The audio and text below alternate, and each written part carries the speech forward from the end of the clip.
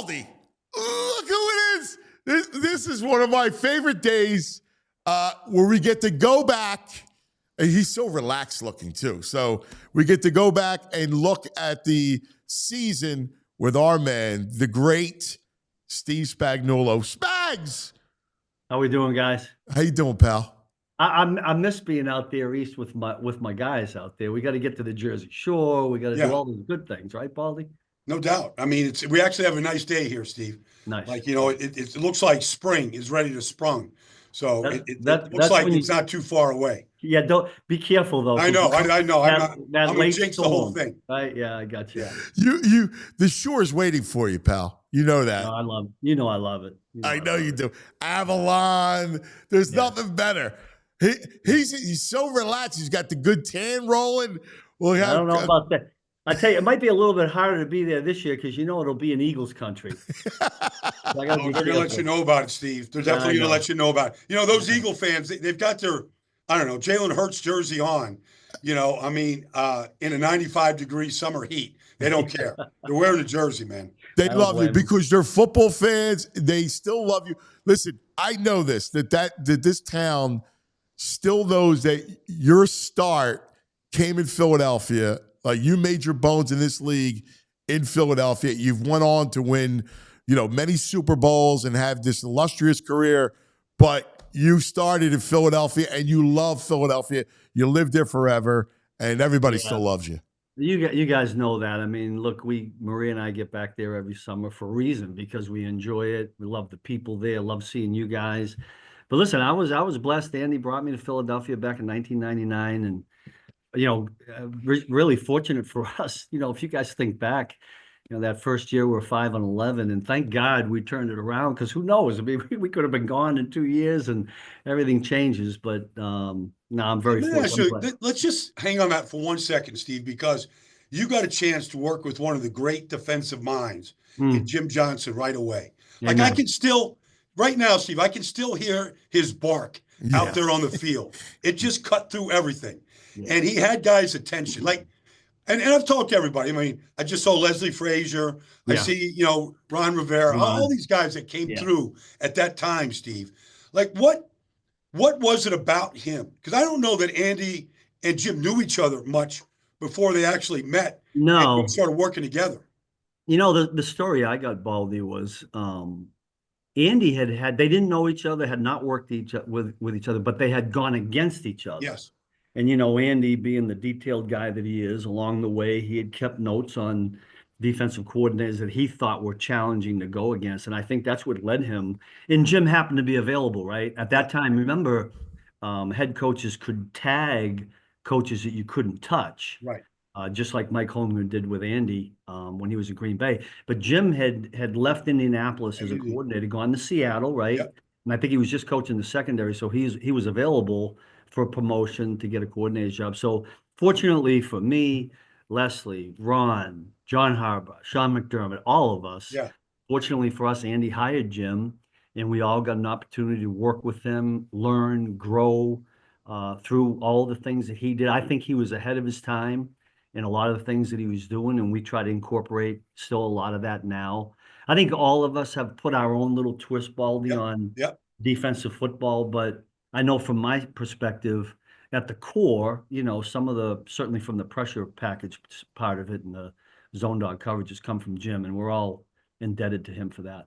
What's it like? Let's stay there again, because, it's amazing. You look around the league and you look at the AFC, right? And it's you and Andy, and it's Sean McDermott in Buffalo, and it's John Harbaugh in Baltimore. And here you go, play the Eagles and Howie and Jeffrey. I mean, you guys all came from the same place, and you're the biggest of the games are all amongst each other. Well, do you get to visit with Sean? You talk to John? You worked with John in Baltimore. I mean, it's a real testimony in a lot of ways.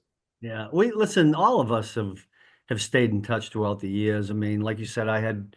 John was kind enough to bring me there in Baltimore back for the 2 seasons, which was a good growth period for me. Sean and I talk all the time. Ron and Leslie. I saw Leslie at the combine. So those bonds remain the same. There's always an exchange of an idea or two, right, along the way. Also, but knowing, and here's the tricky part. I mean, you just brought it up, Anthony. We're all in the AFC, right? We're battling. We're trying to knock each other out at the end of the year, so you don't share too much. But listen, those guys, if I really, if there's a question, or if I'm debating something, or even if it doesn't have to do with defensive football, let's just say it's running a football program. And I have, listen, I've called John. Hey, what are you doing with, what's your schedule look like? I'll do that with Sean. And for the most part, I think we're all willing to share those ideas. It's all, and Howie. I mean, I talk to Howie all the time. Every time your name comes up, he just, glows. He talks about man. Jeffrey too. I mean, they love you here. Well, the feeling's mutual. And listen, I was able to find, when the game ended, and I went across the field, I wanted to immediately see Kellen Moore. I thought he had done a great job and congratulated him. I didn't get a chance to see Nick because he was involved with Andy, but I did get a chance to see Jeffrey Lurie. Gave him a big hug. Listen, when it's not a fun thing to go through when you lose, it's a big downer, but when you can at least take away the fact that you're happy for people that you care about, I thought that was, and I got to see Christina Lurie. There were just some people that I was able to catch on the field after. I waited really for an extended period of time to shake Saquon Barkley's hand. I just wanted to let him know what I thought of him, but he was involved in a TV, I think they were interviewing him. I kept waiting and I just couldn't wait anymore. I had to go in the locker room, but I thought he had a terrific year, and I think he's a terrific player. Steve, it's actually, if you want to go back to the game here, like that's a good place to start. So you have 2 weeks to get ready for a game. And obviously Saquon is the focal point of this offense. Yeah. And me and Anna have talked about it, since Super Bowl Sunday, but like you actually did a better job than anybody all year at really stopping Saquon. Like you had one 10-yard run, but I mean, for the most part, it was unbelievable with the big linebackers, your front, how you pressed the outsides, all the things that you did. I mean, I know the disappointment in the loss, but can you look at a piece of this game plan and go, we did execute this against a really great player? Yeah, he is. And that offensive line, like this, Baldy, I don't have to tell you. I mean, you put that offensive line and that back together and you get exactly what you got, which was, history making. We just felt like going into the game that we had to somehow not allow them to be two-dimensional. Yep. Because I've been there, you can't defend them because they get the run going and then he's throwing the ball and he gets out of the pocket. So I did think we did a fairly good job of that. Anthony and I were talking about it earlier, but to the credit to the quarterback, the rest of those guys that were playing on offense, they made some key throws, and I thought Jalen did a great job really in critical situations of beating us or getting first downs with his feet.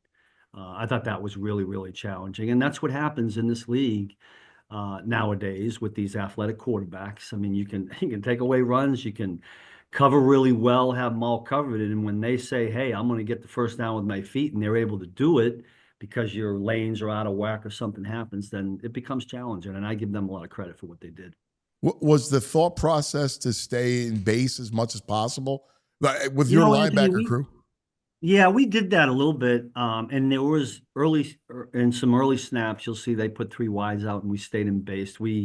However, our nickel, number 27, Chamari Connor, who I know you guys know, is a safety converted nickel. We asked him to do some things that he didn't do in college, but he's been good at it. But I really felt like he supported the run sometimes as good as some of our linebackers do. And so there were enough snaps that we put him in there, and I thought he did a really good job of that. But our linebacker crew, Baldy, you just mentioned it, our linebacker crew and our D linemen take a lot of pride. And listen, as a prideful group, they said, hey, we're going to find a way to make it one-dimensional. We talked about that during the week. And I thought for the most part we did that.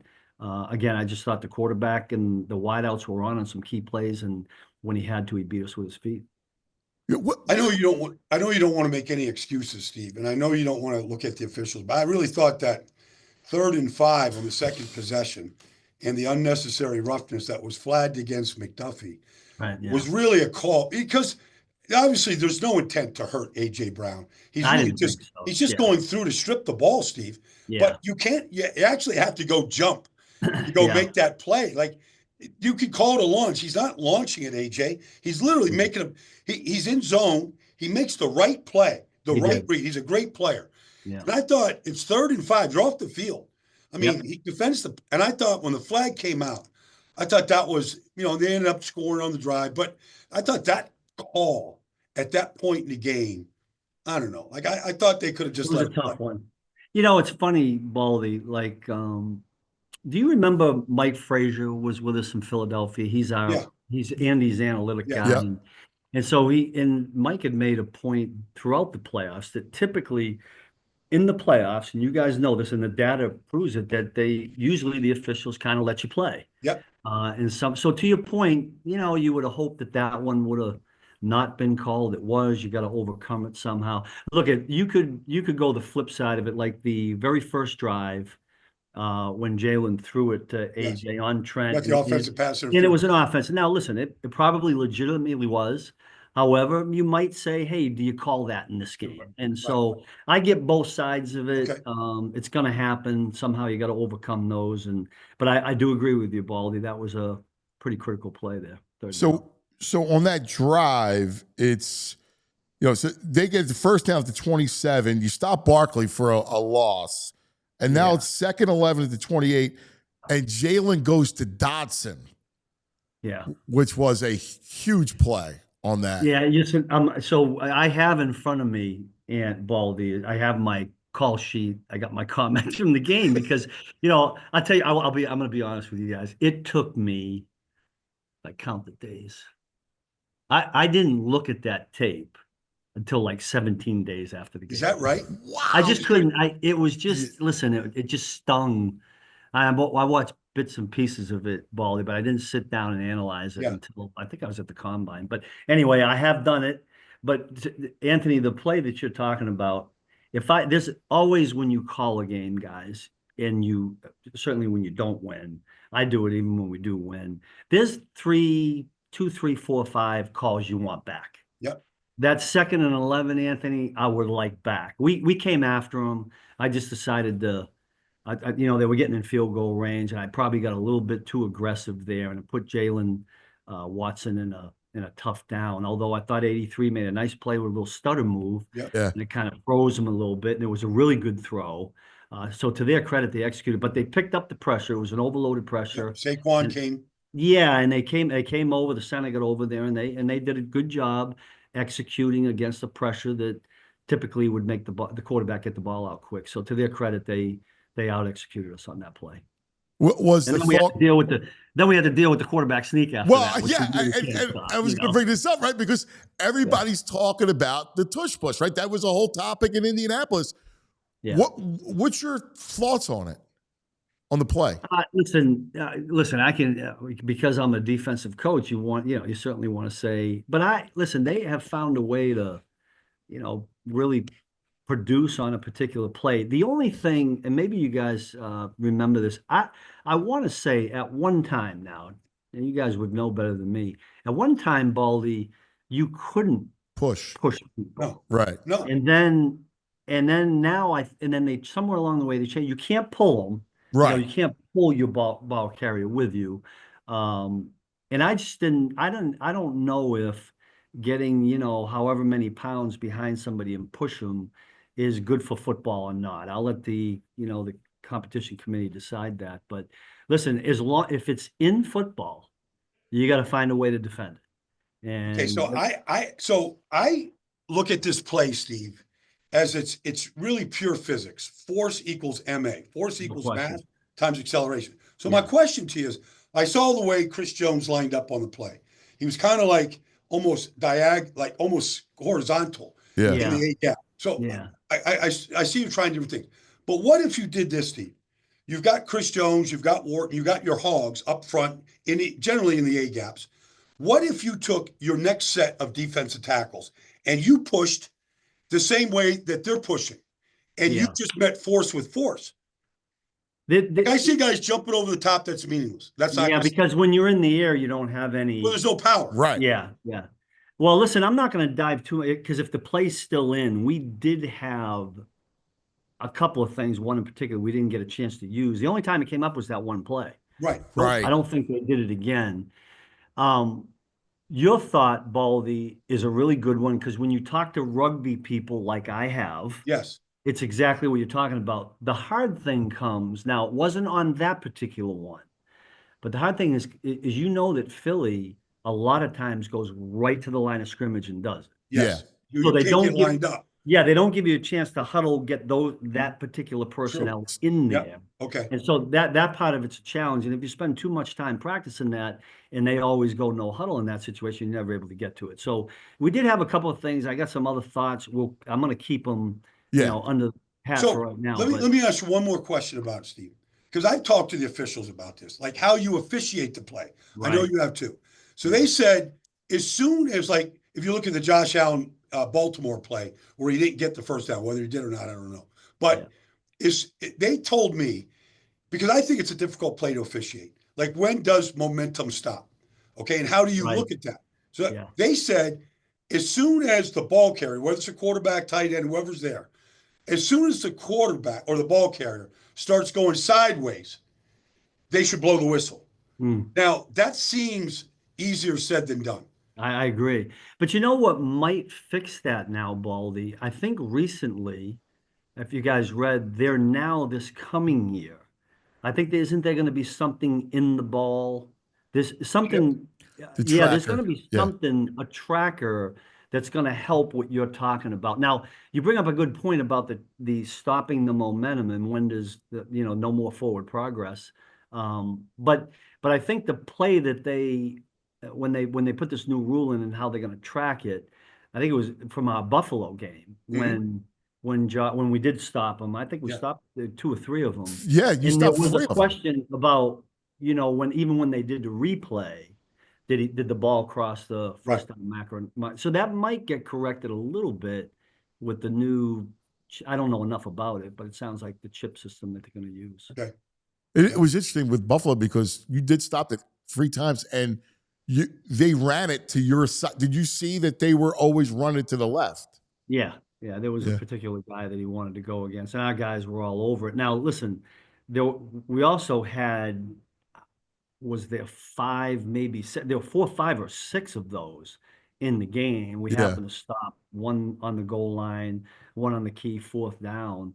I mean, in the Philly game, we just had the one. It only came up the one time, and it was on the goal line, and it was just a tough down. But it's a great conversation to have. If they keep it in football, then we're just going to have to keep trying to find ways to stop it. Baldy, your point about the jumping one is a good one. We tried that against, it might have been them a couple years back, and Chris Jones tried that. He was in midair, and as big and as powerful he is, he's got no power now because it's physics, Steve.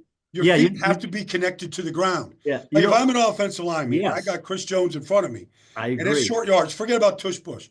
If I'm going to block Chris Jones, if I just leave my feet, I'm going to have no power. I'm going to lose everything. Yeah. So I watched, Washington had Frank Luvo jumping over all day long. Yeah. Well, first of all, they're going low. Second of all, he's got no power as soon as he's in the air. Well, that's the thing too. Jalen, and with Jalen, the way they run it with Hurts, he's so powerful low. Yeah. He gets he's so always low. in contact with the ground. Yeah.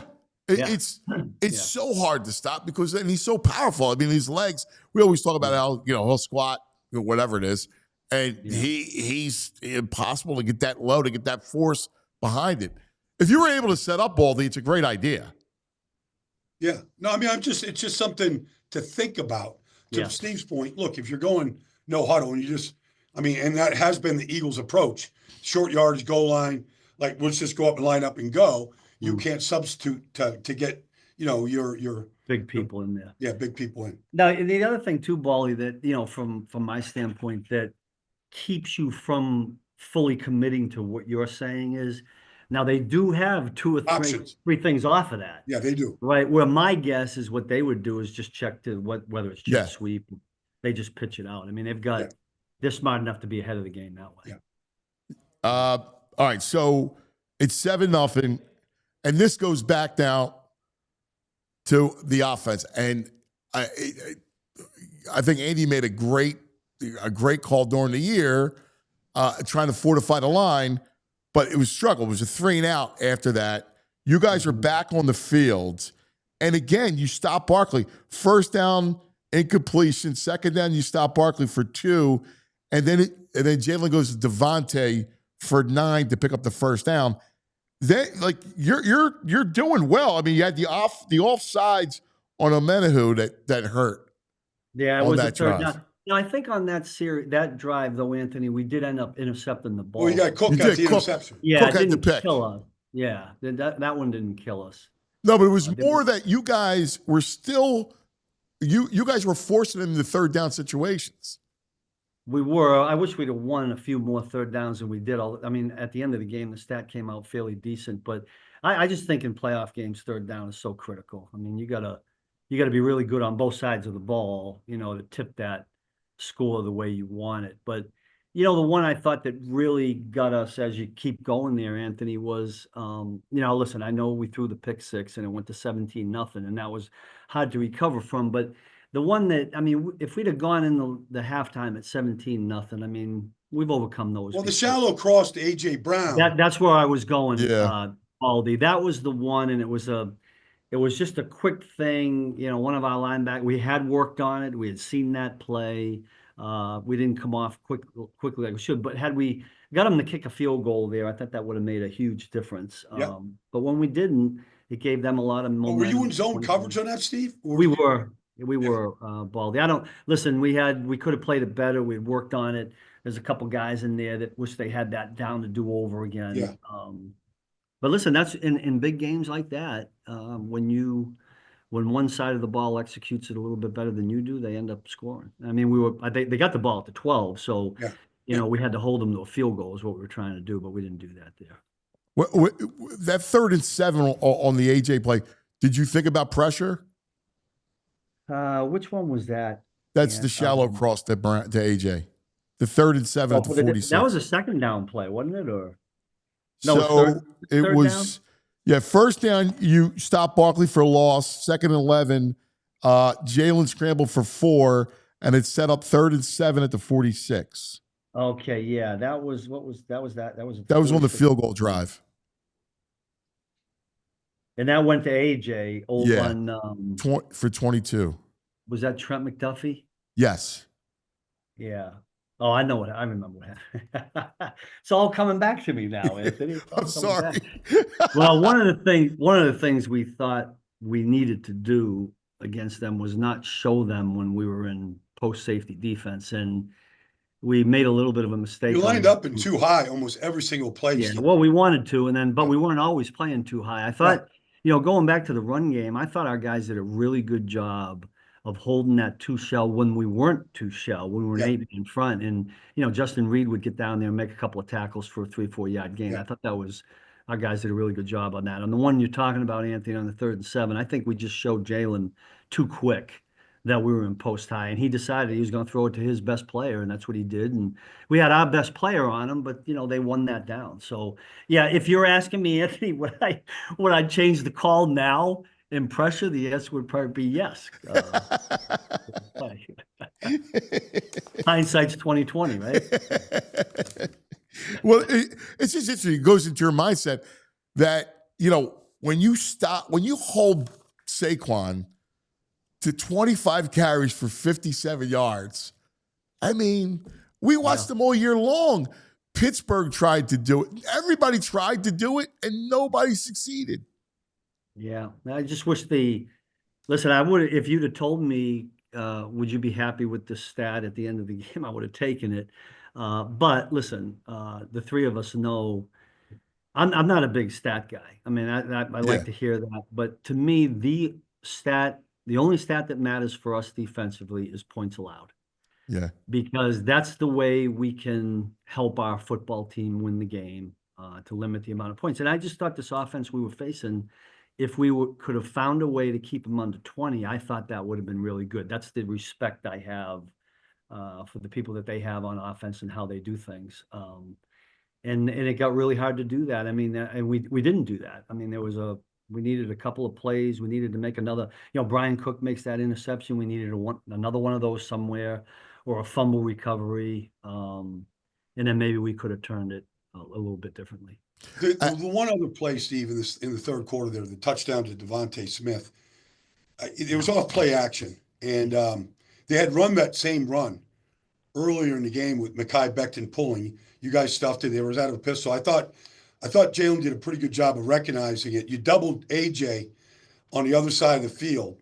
You had bracketed him well, and you got Devonta. I guess it was with Trent, with Duff, and he got on the top of him. But I don't know if there's something else you could have done on that particular play. Yeah, we actually, Baldy, on that play, we were actually in a too high safety defense. Yeah. But our safety grabbed the sail route, which he didn't need to do. We should have had two guys on Devonta. Okay. Just like we had. Should have been another guy going. Yeah, it was just a mistake we made. I think, Justin got a little bit over aggressive on an underneath route, and he'd like to have that play back again. But I felt at some point, like, listen, our guys were doing a decent job on run plays and too high safety defenses. And, we talked about it going into the game. It wasn't like we were going to line up in 8-man fronts all the time because, listen, the one thing about that running back, if you play single, 8-man front, single high safety, and he gets through the second level, he's going. It's hard for that post safety to make that tackle. No, I mean, that's how he had all those 60-yard touchdown runs. Exactly. And so we played a lot more quarters or 2D and had those guys vice tackle them, and it might have been a 4, 5, 6-yard game, but that's better than the 60-yarder. Yeah. Hey, just to get your assessment on the other side of the ball, that you looked at the Eagles defense, Carter. I know how you love players, and what kind of a problem was Jalen Carter in the middle for your O-line? Yeah, and I'm going to be honest with you. I'm not sure I've seen 3 plays of the other side of the ball. Like, I haven't yet watched the TV copy of the game. Here's what happens, guys. When you win the game, I would have watched it 5 times by now. when you don't win it, it's like, okay, I don't know. So I haven't. Now I've listened and talked to the offensive coaches, and what they say is that the front four up there in Philadelphia kind of got after him, and I mean, that's what they didn't blitz one time, Steve. They never blitzed one time. That's what I heard. Yeah, which is amazing. It's amazing. It's amazing. Yeah.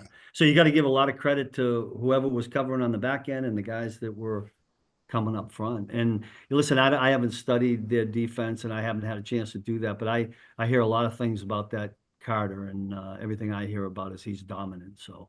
And you studied Cooper DeJean for the draft, and him I really liked. Yeah, I really like both those DBs that they got. Yeah, Quinyon Mitchell too. Yeah, I would have. I was in there bribing Brett Veach to find a way to get either of those guys, and I think so. So Mitchell went early, right? Yes, he was the first corner. And then where did they traded up? They traded up in the second round, Steve, to get Cooper. DeJean. Yeah, and I was hoping he would get to us, and because I was all. Did you look at him, Steve? Because a lot of people looked at him with some position flexibility, but did you think this is a slot defender right here? Here's what I said, Baldy. Like, I didn't pigeonhole him into that, because I said to Brett, I said, look, I would put this guy outside and let's see what we got. Yeah. And if we need to put him inside, and I knew he could play in there. Yeah.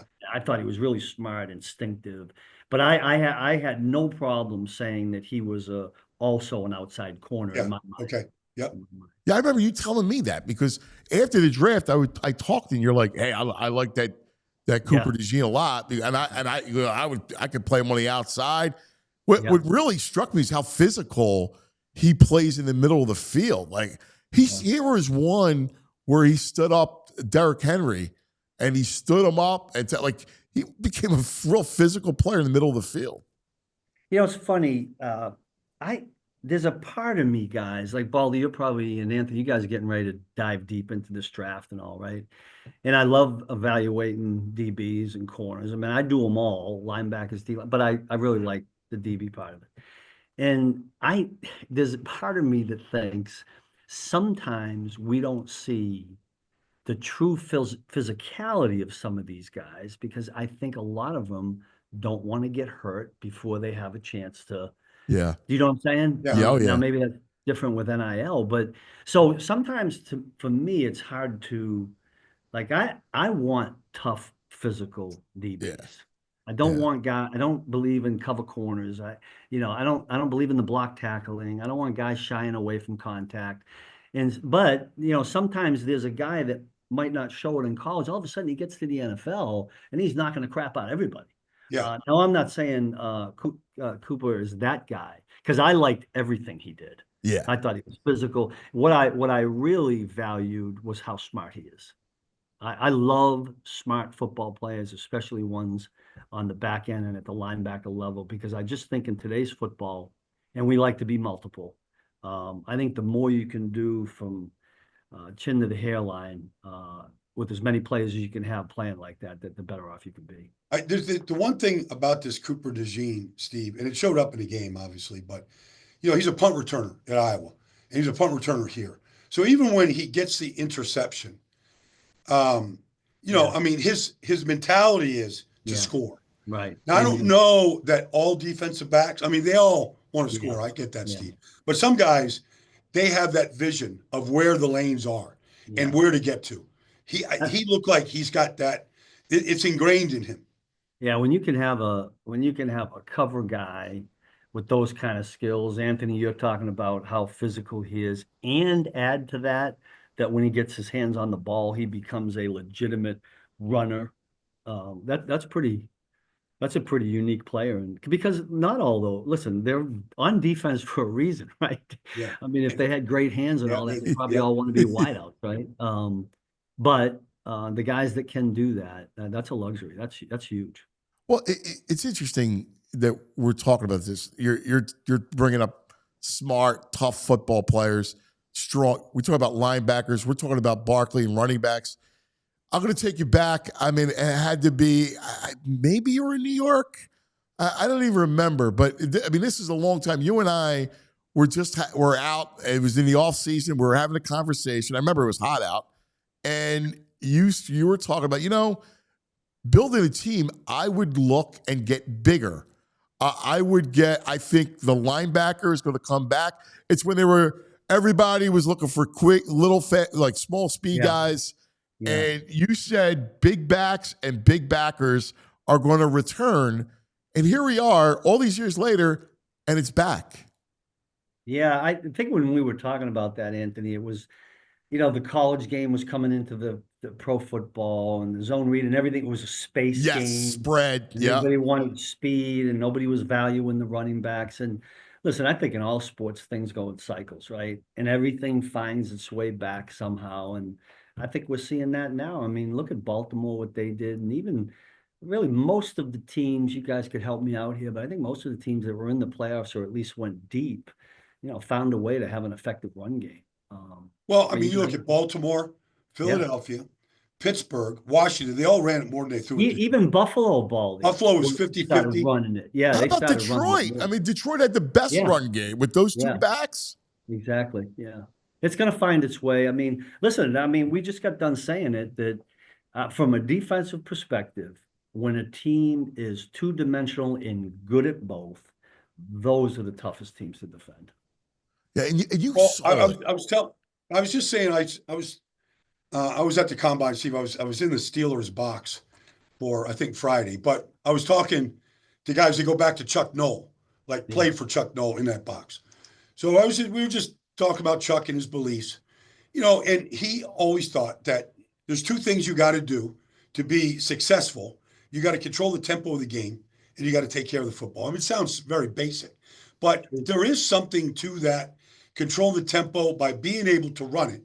Now, you were very disruptive with your backers. Leo Chenal is a great player, really fits with what you do. And I know Chamari did a good job in his role, but I feel like that's where not everybody has the luxury of having Patrick Mahomes that can just control the tempo with what he's able to do, extending plays and all those kind of things. So, in this business where everybody's trying to find these quarterbacks, maybe the run game, controlling the tempo, and just taking care of the football like the Eagles did, maybe that's a formula that should never go out of style. I don't think it ever will. I mean, add to that playing good defense, right? I mean, all about having more points than they have at the end of the game. And I think what you're talking about, Baldy, I think it will slowly start to make its way back, and it'll be a formula. Philadelphia is probably the perfect example, right? Yeah. For exactly what you're saying. And they're built right. Listen, they got talent at all levels on both sides, and they play to the talent. Steve, well, it's fascinating because you mentioned in the last, real quick, Baldy, in the last 2 days, they gave Barkley a big contract, right? And they gave Zach Bond a huge. I can't remember, Baldy. You can't remember a linebacker in Philadelphia that got paid like that, and he was an interesting player because no one expected him to play that kind of role. That Fangio found him in New Orleans, and he put him in that role, and he flourished. Yeah, good for him. I mean, I think it's great to see that. Listen, I value all positions. I know. Listen, everybody can't get paid at the right, but listen, I'm happy for guys like that when it works out, especially somebody that on the track he went on, right, and he falls into a place and it fits him, and good for them. Steve, you mentioned after the game you made a real effort to go find Kellen Moore. I did, and so two things. One, his dad, at least his dad moved here with him. They both live in Haddonfield. Is that I right? run into his dad at the gym every once in a while. So his dad's an old high school coach, Steve. Like, he coached his son, all of his sons. That's great. So, that's the type of family. But what I wanted to ask you, though, Steve, and when you went back and prepared for this game and you watched the offense, what did you admire? What was difficult about maybe defending Kellen and the things that he was doing? Yeah, it's interesting. I don't know if I thought that deep about it, Baldy, because we were just in the middle of trying to defend what they were doing. But so Kellen was in LA with the so we had gone against him, and he had, and so listen, he had a really good quarterback there. Didn't have the running attack that he had in Philly, but he had some wideouts. I guess where I'm going is I think Kellen did a really good job of identifying it. And if I'm right, you guys were out there and would have seen how the whole season progressed, but it sounds like all of us, and I believe this, it takes the first quarter of the season to figure out who you are, what you can be good at. I mean, we do that every year. It doesn't matter because you're changing people. And it felt like Kellen, he just kind of felt it, figured it out, and then am I right in saying it's a little bit more toward the running game? They had the early bye, Steve. So it was not looking good the first month, and then they had the bye. How about it? Lane went back and said, "Look, we're a downhill running team." You remember you spoke to Lane about that. They talked about this, that we need to find our identity, and our identity was a downhill run team. Yeah. So I credit all the coaches for that. I mean, that's good football. That's good coaching. And it resulted in something really good for them. How taxing was this season for you guys? I mean, every week was just a nail biter. Every week was tight. Well, listen, some of those games I can't even explain. I mean, that was just God's intervention, I think, in some of them that we had. But that and the fact that we got guys that always continue to hang in there and battle. It is a grind, and I would say this, you don't feel it in the middle of it, right? But at the end of it, it's been a long 6 years. Yeah. Because every year, I'm talking about for our players now. Yeah. You got 5 extra weeks. Yeah. You add all that up at the end of every year. But to our guys' credit, I mean, you never feel that from them during the week of preparation, because they're just boom, they're into the next week. And Andy does a really good job, guys, of knowing when to pull off guys. He always has, the next month, 2 months down the road, and so he's always, and I think he knows exactly the temperature of his football team and when to push it and when to pull off. And I think that's helped us through the grind. I every game, it just felt like a bloodletting sometimes. Like, and you guys are the center of everything, right? It's national TV. You can't even worry, like, have a 1:00 game on a Sunday, right? Like, Everything's either prime time, Thursday night, Monday Christmas night, afternoon. Right. Yeah. Well, hey, listen, here's what I learned in this business. Anthony, and Baldev probably told you this too.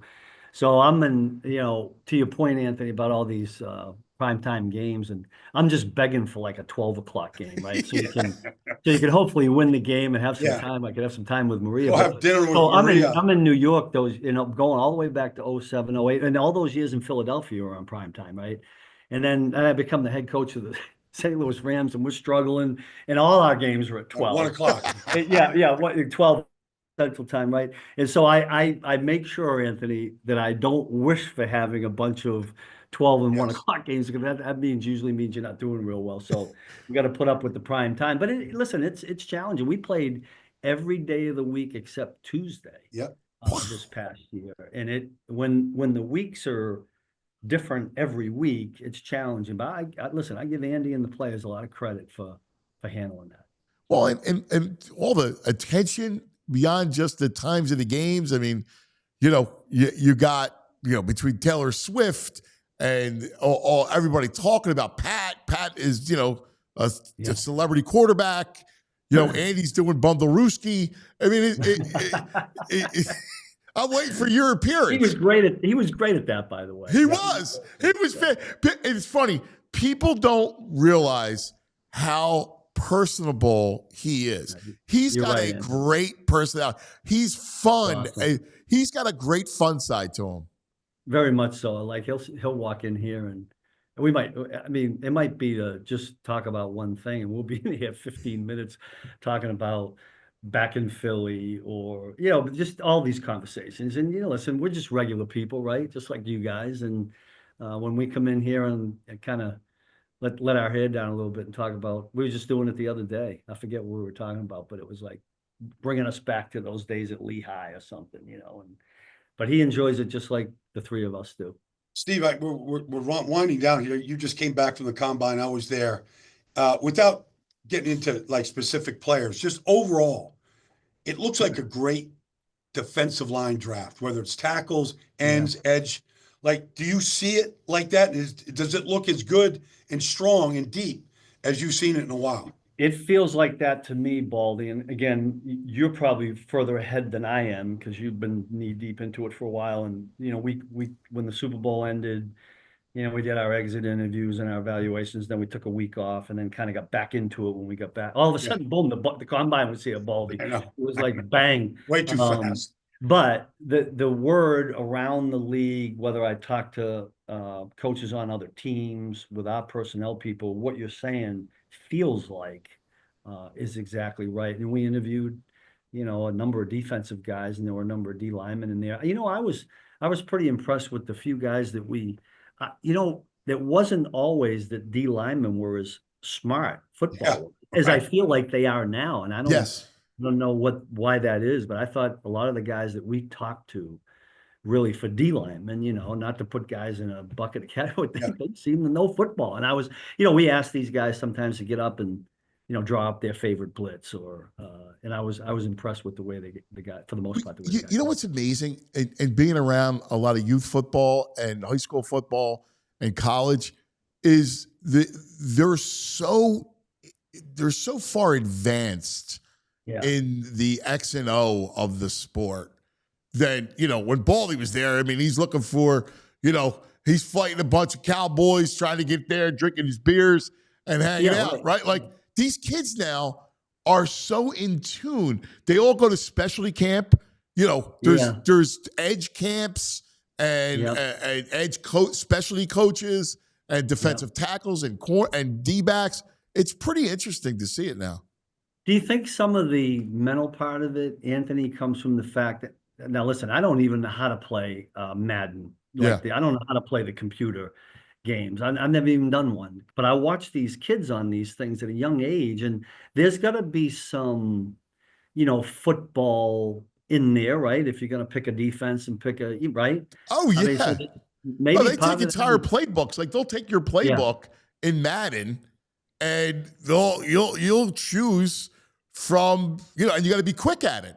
Jayden Daniels talked about the VR stuff and working out with the VR. Right. Because it forces you to read and then make quick decisions. I mean, I have my Massimo doing that, and he's 12. And he's got stud-looking guy. He's a stud. You showed me the picture. Was that him or AJ that you sent me the picture of? That was Anthony. Anthony, yeah. Okay. Massimo's in there too. Just got a swipe, and it's awesome. Like I did it, and like you set how quick you have to make your decisions. You have to read, and it's got the sensors, right? So it knows how far you throw it, where you throw it. It's unbelievable. It's such great training tools, and it's fun. You know, it's gamification. I just hope all that technology, Anthony, doesn't replace us coaches. I'm worried about that. Yeah, we're gonna have AI coaching. Yeah, AI is gonna coach the defense. Steve. Yeah, you can't get rid of the chain gang. You know, like the chain gang has to exist. You got to have those guys. You got to have them. You guys are awesome, man. I'm probably gonna have to cut out of here. Yeah, we got you. Listen, take some time. All right, I know you get the draft. Yeah, but take some time. Well, have you been down to Florida yet? Yeah. I'm going down next week, Steve. I'm up here at NFL Films now, but I was in the Caribbean for a little bit after the season, after the Super Bowl. What part of Florida are you going to be in? I'm in Fort Lauderdale. Yeah, I'm gonna be down in Miami. If I get a chance, I'll fire you a text. I might get up. I'll shoot you a text. I'll be down there next week, Steve. That'd be awesome. Down for a little while. Anthony will be up here coaching his two kids. Yeah, I know. He'll be doing tackling drills. Yes. Yeah. We'll be on the beach. You'll be doing tackling drills. I need you to get up here, man. Come on. I know. Your nephew's waiting for you. I get up there this summer. We'll do some grass drills. All right, man. I love you, brother. Appreciate it. Same here. Thanks, pal.